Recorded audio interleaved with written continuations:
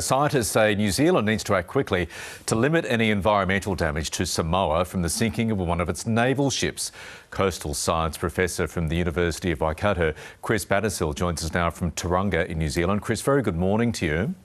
Good morning to you. How worried are you and people there in and around Samoa about the environmental impact of this sinking?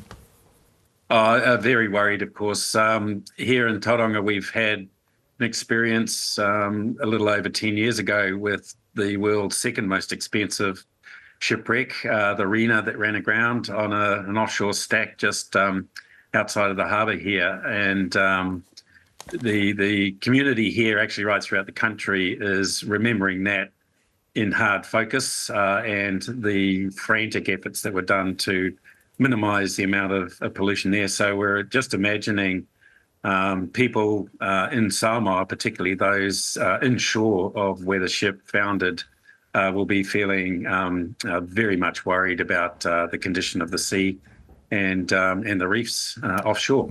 There's a lot of oil sinking, obviously, from this ship. What impact will that have on the reef and the marine populations that rely on it? Yeah, the fuel oil on this vessel appears to be a type of diesel, so it's a lot lighter than fuel oil on container ships, for instance, which tends to be quite heavy and not very good in the sense that it's got a lot of impurities in it. So I think if there's any good news here, that is that with the lighter oil, lighter fuel, it will evaporate off faster, and of course in those conditions with a lot of wave energy, you'll get a lot of the more volatile, more toxic elements of the fuel being evaporated off before it reaches the shore. However, there's still going to be engagement, of course, with what's left from the six coming ashore on the beaches.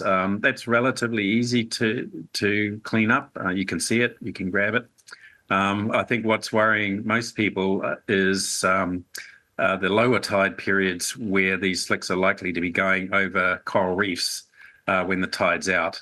And that could harm those coral reefs? Yes, it will. Okay, we hope the clean-up effort swings into action, which it already is, to minimise that potential damage. Chris, thank you so much for taking us through that. You're welcome.